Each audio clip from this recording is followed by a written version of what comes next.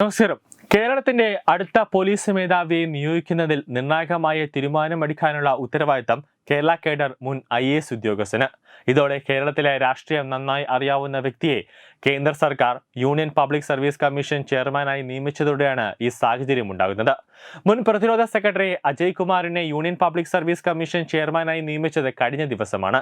അദ്ദേഹത്തിന്റെ മുമ്പിലേക്ക് വരുന്ന ആദ്യ ചുമതലകളിൽ ഒന്നായി കേരള പോലീസ് മേധാവിയുടെ ചുരുക്കപ്പട്ടിക തയ്യാറാക്കൽ ഉത്തരവാദിത്തം മാറുകയാണ്. ഈ സാഹചര്യത്തിൽ ആരാകും അടുത്ത പോലീസ് മേധാവി എന്നത് നിർണായകമാണ്. ഇതിനൊപ്പം പല നിർണായക തീരുമാനങ്ങളും എടുക്കുന്നത് UPSC ആണ്. IAS, Indian foreign service, police service അതായത് IPS എന്നിവയിലേക്കുള്ള ഉദ്യോഗസ്ഥരെ തിരഞ്ഞെടുക്കുന്നതിനായി സിവിൽ സർവീസ് പരീക്ഷകൾ നടത്തുന്ന UPSC ചെയർമാന്റെ നേതൃത്വത്തിലാണ് പ്രവർത്തിക്കുന്നത്. പരമാവധി 10 അംഗങ്ങൾ വരെ കമ്മീഷനിൽ ഉൾപ്പെടാം. നിലവിൽ കമ്മീഷനിൽ 2 അംഗങ്ങളുടെ ഒഴിവുണ്ട്. MR അജിത് കുമാർ ഉൾപ്പെടെ 6 പേർ കേരളത്തിന്റെ DGP സാധ്യതാ പട്ടികയിലുണ്ട്. ആഭ്യന്തര വകുപ്പ് പട്ടിക കേന്ദ്രത്തിന് അയച്ചു. റോഡ് സേഫ്റ്റി കമ്മീഷണർ നിതിൻ അഗർവാളാണ് പട്ടികയിലെ senior. Intelligence bureau additional director Ravada Chandrashekhar, vigilance മേധാവി യോഗേഷ് ഗുപ്ത, ക്രമസമാധാന ചുമതലയുള്ള ADGP Manoj Abraham, SPG additional director Suresh Raj Purohit എന്നിവരാണ് പട്ടികയിലുള്ളത്. നിലവിലെ സംസ്ഥാന പോലീസ് മേധാവി ഷെയ്ഖ് ദർവേസ് സാഹിബ് ജൂണിൽ വിരമിക്കുന്ന ഒഴിവിലേക്കാണ് പുതിയ പട്ടിക തയ്യാറാക്കിയത്. ഈ പട്ടികയിൽ നിന്നും 3 പേരെ PSCയുടെ ചുരുക്കപ്പട്ടികയിലെത്തും. അതാരെല്ലാമാണെന്നാണ് നിർണായകം. സീനിയോറിറ്റി പ്രകാരമാണെങ്കിൽ നിതിൻ അഗർവാളും റവാഡ ചന്ദ്രശേഖരും യോഗേഷ് ഗുപ്തയുമാണ് ആ 3 പേരുടെ പട്ടിക. എന്നാൽ സീനിയോറിറ്റി മറികടന്നും പേരുകൾ നൽകാൻ UPSCക്ക് അധികാരമുണ്ട്. ഈ സാഹചര്യത്തിലാണ് കേരളത്തെ അടുത്തറിയാവുന്ന അജയ് കുമാറിന്റെ നിയമനം UPSC തലപ്പത്ത് നിർണായകമാകുന്നത്. കേരള പേഴ്സണൽ മന്ത്രാലയത്തിന്റെ ഉത്തരവ് പ്രകാരമാണ് അജയ് കുമാറിന്റെ നിയമനം. പ്രീതി സുധന്റെ കാലാവധി ഏപ്രിൽ 29 പൂർത്തിയായതിനെ തുടർന്നാണ് UPSC ചെയർമാൻ സ്ഥാനം ഒഴിഞ്ഞുകിടക്കുകയായിരുന്നു. പ്രസിഡന്റ് ദ്രൗപദി മുർമു കുമാറിന്റെ നിയമനം അംഗീകരിച്ചിട്ടുണ്ട്. 1985 ബാച്ചിലെ കേരള കേഡറിലെ വിരമിച്ച IAS ഉദ്യോഗസ്ഥനായ കുമാർ 2019 ഓഗസ്റ്റ് 23 മുതൽ 2022 ഒക്ടോബർ 31 വരെ പ്രതിരോധ സെക്രട്ടറിയായി സേവനമനുഷ്ഠിച്ചു.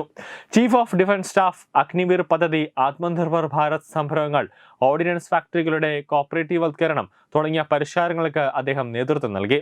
ഇലക്ട്രോണിക്സ് IT മന്ത്രാലയത്തിലെ ഉന്നത ഉദ്യോഗസ്ഥനെന്ന നിലയിൽ UPI, ആധാർ, മെഗവ്, ഗവൺമെന്റ് മാർക്കറ്റ് പ്ലേസ്മെന്റ് തുടങ്ങിയ ഡിജിറ്റൽ ഇന്ത്യ പദ്ധതികൾ നടപ്പാക്കുന്നതിൽ അദ്ദേഹം പ്രധാന പങ്കുവച്ചു. 2012 ദേശീയ ഇലക്ട്രോണിക് നയത്തിനും അദ്ദേഹം രൂപം നൽകി. BJP, കോൺഗ്രസ്, ഇടതുപക്ഷം എന്നിവരുടെ നേതൃത്വത്തിലുള്ള സർക്കാരുകളിൽ അജയ് കുമാർ പ്രവർത്തിച്ചിട്ടുണ്ട്. കെൽട്രോണിന്റെ പ്രിൻസിപ്പൽ സെക്രട്ടറി, MD എന്ന നിലകളിൽ ഉൾപ്പെടെ കേന്ദ്ര സർക്കാരിലും അതോടൊപ്പം തന്നെ കേരള സർക്കാരിലും നിർണായകമായ സ്ഥാനങ്ങൾ വഹിച്ചു. കേരള പോലീസിൽ പല വിവാദങ്ങളും പൊയ്യുന്നുണ്ട്. ഇതിനിടെയാണ് പരിചയസമ്പന്നനായ കേരള കേഡറിലെ മുൻ IASകാരൻ UPSCയിലേക്ക് എത്തുന്നത്.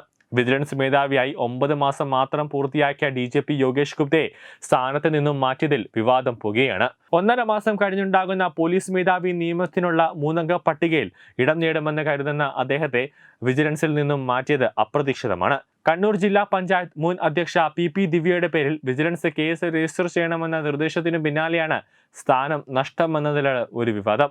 പ്രധാനമന്ത്രിയുടെ കേരള സന്ദർശന സമയത്ത് പരിശീലനം നേടിയ ഒരു IPS ഉദ്യോഗസ്ഥനെ സുരക്ഷയ്ക്ക് വിട്ടു നൽകിയില്ല എന്നതും സ്ഥാനമാറ്റത്തിന് കാരണമായി എന്നാണ് വിവരം.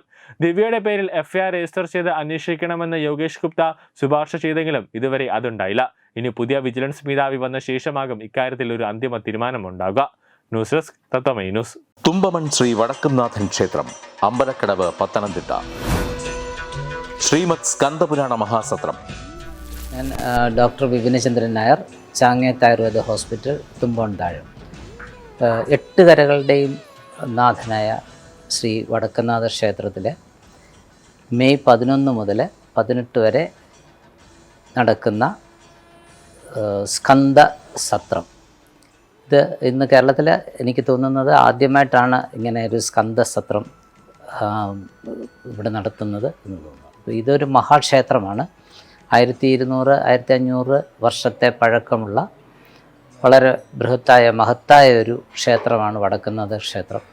ഈ ക്ഷേത്രത്തിലേക്ക്, ഈ സത്രത്തിന് എല്ലാവരുടെയും സഹകരണം, ഈ 8 കരയിൽ നിന്ന് ഉള്ളതല്ല, ഈ കേരളത്തിലെ അങ്ങോളം ഇങ്ങോളം ഉള്ള എല്ലാ ഭക്തജനങ്ങളുടെയും സാന്നിധ്യവും സഹകരണവും ഞങ്ങൾ അഭ്യർത്ഥിക്കുകയാണ്. എല്ലാവരുടേതും ഉണ്ടാകണം. ഇതിനു വേണ്ട എല്ലാ ആശംസകളും ഞാൻ നേരുന്നു.